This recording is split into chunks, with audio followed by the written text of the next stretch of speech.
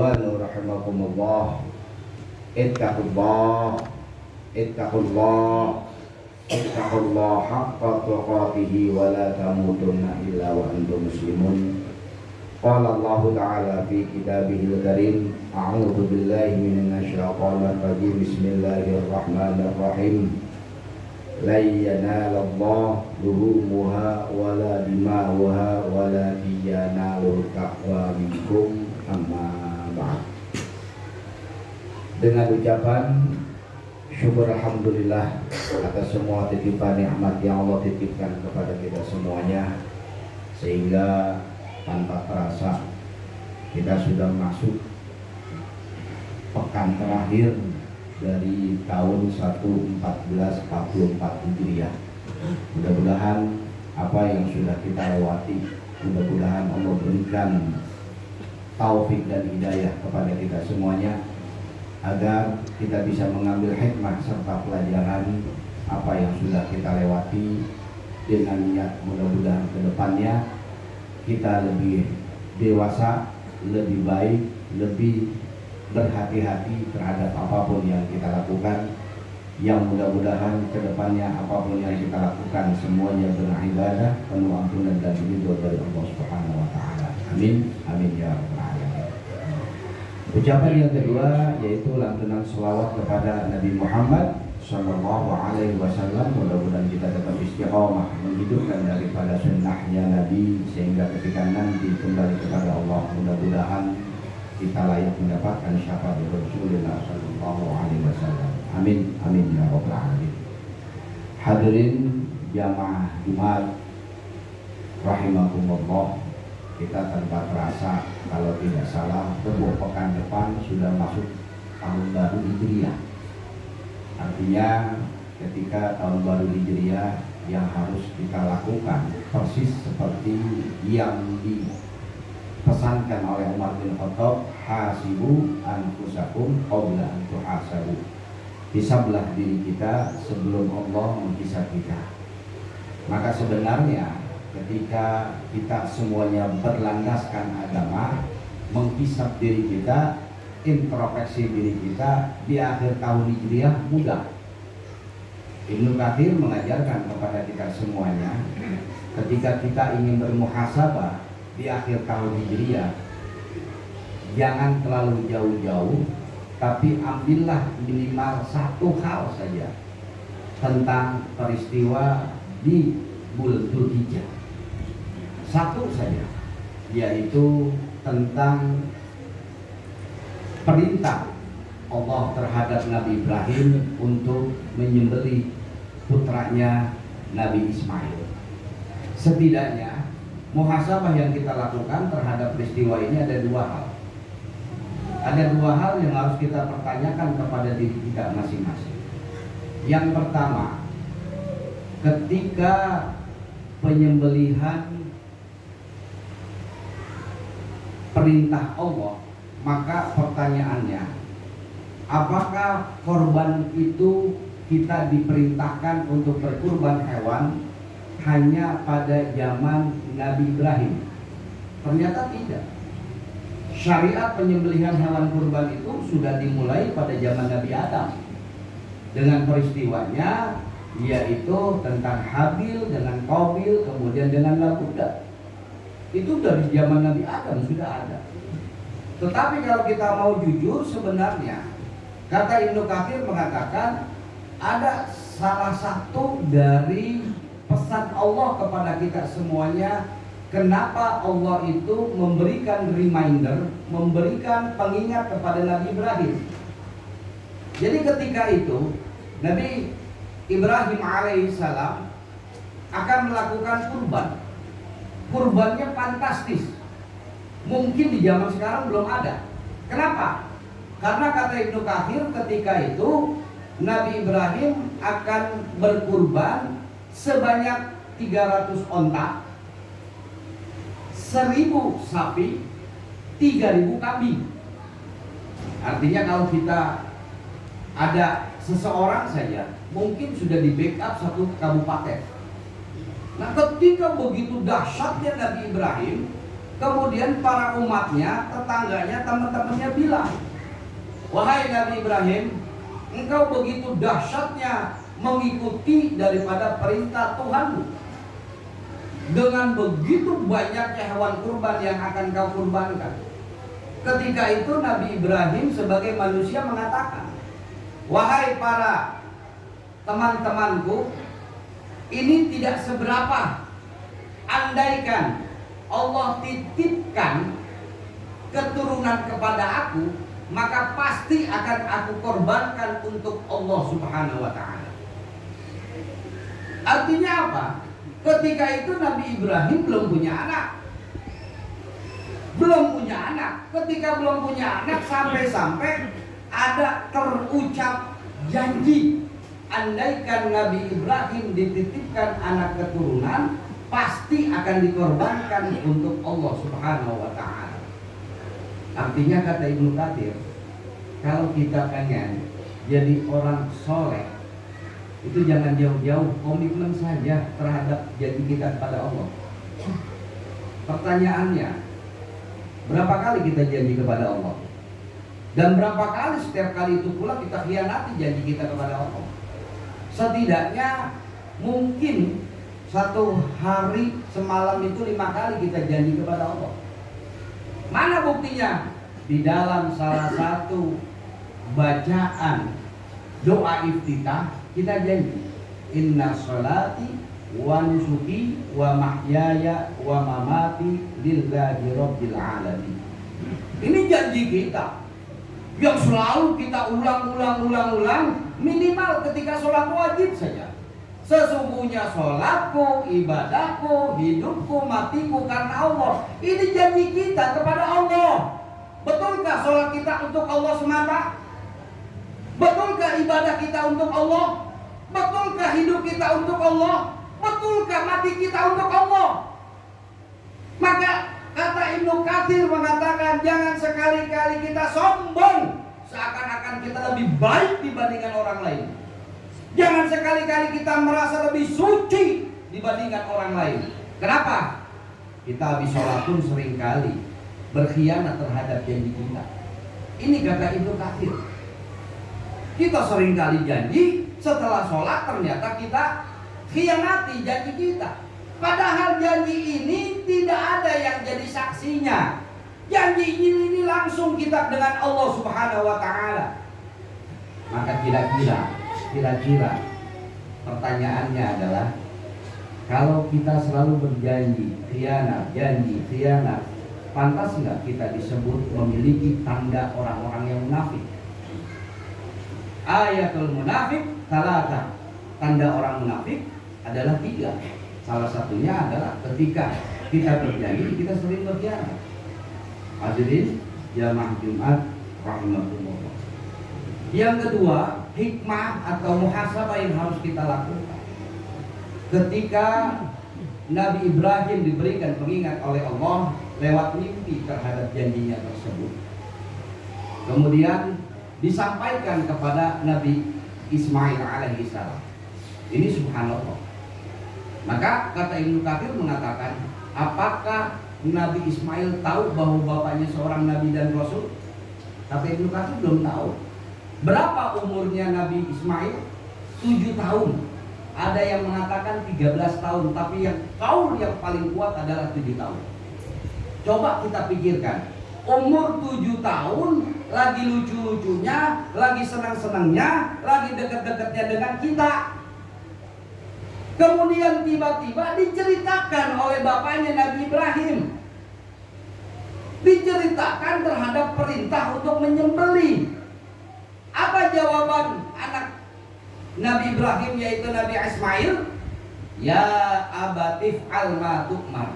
Wahai bapakku, lakukan apapun perintahnya Allah Subhanahu wa ta'ala. Coba kira-kira kita punya anak, punya cucu umur 7 tahun, ketika diajak ke musola, ke masjid, bukannya taat, malah paling sering itu satu, kalau tidak tawaf lari-larian, kalau enggak lempar jumroh, ambil lempar-lempar, kalau enggak talbiyah teriak-teriak. Artinya apa? Artinya kata Ibnu Katsir, Kalau bapak-bapak menginginkan anaknya menjadi anak seperti Nabi Ismail, yang harus dilakukan adalah jadilah orang tua yang menjadi contoh bagi anak-anaknya. Ibnu Katsir mengatakan tidak mungkin Nabi Ismail akan nurut kalau seandainya dia punya contoh di luar orang tuanya. Tidak mungkin Nabi Ismail itu akan nurut mau disembelih oleh bapaknya kalau seandainya bapaknya tidak memiliki suri taulaudan. Yang paling pintar kita orang tua senangnya memberikan contoh, bukan menjadi contoh. Apa bedanya? Kalau ngasih contoh itu banyak.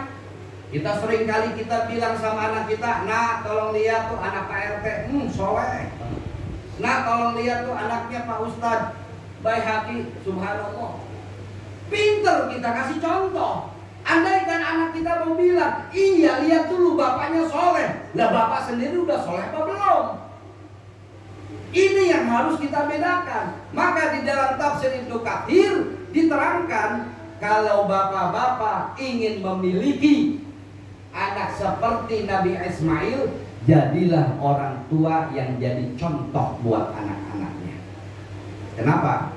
Ketika anak itu semuanya figurnya ada di orang tua, maka insya Allah anak itu akan nurut. Maka ketika Imam Al-Ghazali mengajarkan kepada kita semuanya, kenapa anak itu senang di luar rumah? Karena tidak ada contoh yang baik di dalam rumahnya. Kenapa anak itu senang nongkrong di luar? Karena rumah itu tidak dijadikan sebagai miniatur surganya. Maka kata Ibnul Qayyim Al-Jauziyah, disinilah orang tua itu wajib menjadi tempat yang aman dan nyaman buat anak-anaknya. Kenapa? Harusnya kita sadar, jangan kita berpikir anak kita itu pasti menjadi soleh atau solehah. Di dalam Al-Quran itu selalu Allah itu menggambarkan dua hal yang selalu bertolak belakang. Kalau ayat pertama bicara surga, pasti ayat selanjutnya adalah neraka. Ketika Allah bicara awal ayat bicara tentang masalah siksa, pasti selanjutnya adalah tentang pahala. Kita sudah diberikan contoh oleh Allah langsung, viral ketika bulan Ramadan atau sampai sekarang pun kita masih ada. Gara-gara kelakuan anaknya, kegebugin anak orang, bapaknya dicabut, diberhentikan dari jabatannya, sampai dilihat bagaimana tentang kekayaannya. Artinya apa? Artinya jangan kita berpikir apakah anak kita ini akan jadi soleh atau durhaka, tergantung kepada kitanya. Jangan kita berpikir, wah kalau bapaknya soleh, pasti anaknya soleh. Tidak ada jaminan. Kenapa? Lihat anaknya Nabi Lut. Lihat anaknya Nabi Nuh. Itu bapaknya saja seorang nabi, ternyata anaknya jadi durhaka. Lah ini kita ke masjid aja cuma seminggu sekali. Bagaimana kita menginginkan anak kita menjadi anak yang soleh dan solehah kalau seandainya orang tuanya tidak bisa menjadi contoh buat anak-anaknya? Maka ingat, ketika anak itu sendiri merupakan titipan dari Allah Subhanahu wa Ta'ala. Di akhir khutbah saya, yuk kita ada muhasabah. Ada sebuah hadis yang mudah-mudahan ini jadi renungan buat kita semuanya. Ada si A, si B. Si A ketika dia mulai masuk di alam kuburnya itu luas, alam kuburnya itu terang, alam kuburnya itu wangi. Tapi lama-kelamaan kuburan si A ini makin sempit, makin gelap, makin bau. Kemudian si A nanya kepada malaikat, wahai malaikat, ada apa gerangan? Kok kuburanku makin sempit, makin bau dan makin gelap? Apa jawaban malaikat? Wahai jamaah, bahwa Anda semuanya ketika pertama kali masuk ke alam kubur ini dalam keadaan terang, dalam keadaan wangi, dalam keadaan luas, itu karena amal ibadah Anda. Tapi ketika lama-kelamaan kuburan Anda makin sempit, kuburan Anda makin bau, kuburan Anda makin gelap itu karena dosa yang dilakukan oleh anak-anak dan keturunanmu, itu kata malaikat. Yang kedua, ada si B ketika masuk alam kubur biasa saja, ibadahnya juga biasa, nggak sempit, nggak gelap, nggak wangi-wangi banget. Tapi lama kelamaan kuburannya makin wangi, kuburannya makin luas, kuburannya makin terang. Apa ditanya? Ada apa? Malaikat gerangan. Kemudian malaikat menjawab, ketika pertama kali engkau masuk ke alam kubur itu karena amal ibadahmu. Tapi kenapa makin luas? Karena dua hal. Satu, karena istighfar anakmu, dan karena amal ibadah anak-anakmu. Maka muhasabahnya coba tanya dalam diri kita masing-masing. Andaikan esok atau lusa kita mati, dipanggil oleh Allah, kita mau jadi apa yang deh? Cukup kita yang bisa jawab. Kenapa? Jangan berpikir kita hanya membawa diri sendiri. Anak adalah tanggung jawab kita. Yuk sama-sama, ketika Allah Subhanahu wa Ta'ala masih memberikan kesempurnaan nikmatnya kepada kita, kita mohon kepada Allah Subhanahu wa Ta'ala. Andaikan kita selaku orang tua yang masih belum bertanggung jawab kepada anak-anaknya, mudah-mudahan Allah berikan taufik dan hidayah sehingga kita menjadi orang tua yang lebih bertanggung jawab.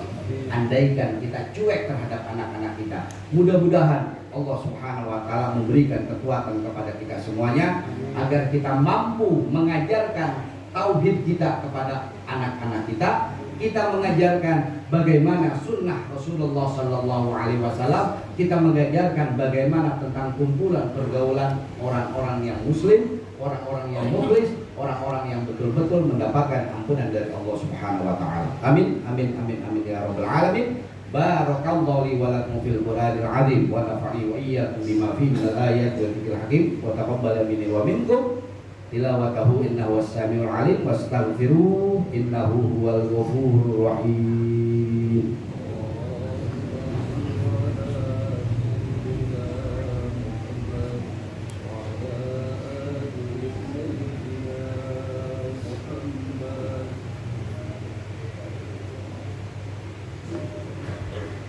Alhamdulillah wa rabbana la tazmi wal jama'at asyhadu an la ilaha illallah wahdahu la syarika lahu rabbul ardina was samawati wa asyhadu anna muhammadan abduhu wa rasuluhu ala ma kana qabla qawli wasa'at amma ba'd. Fa ya ayyuhal ikhwan rahimakumullah, ittaqullah haqqa tuqatih wa la tamutunna illa wa antum muslimun.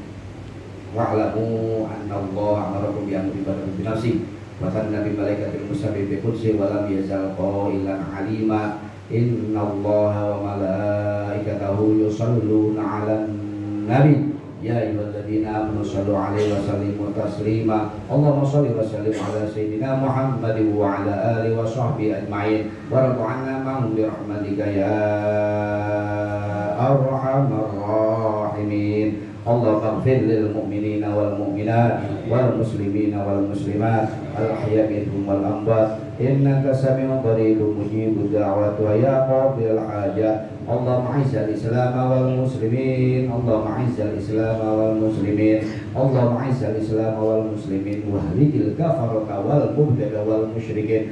Rabbana hab lana min azwajina wa dhurriyyatina qurrata a'yunin waj'alna lil muttaqina imama. Rabbana atina fid dunya hasanah wa fil akhirati hasanah wa qina adzabannar ibadallah. Innallaha ya'muru bil 'adli wal ihsani wa ita'i dzil qurba wa yanha 'anil fahsya'i wal munkar ya'idukum la'allakum tadhakkarun washkurullaha 'ala ni'amihi yazidkum wa la dzikrullahi akbar. Aqimus shalah.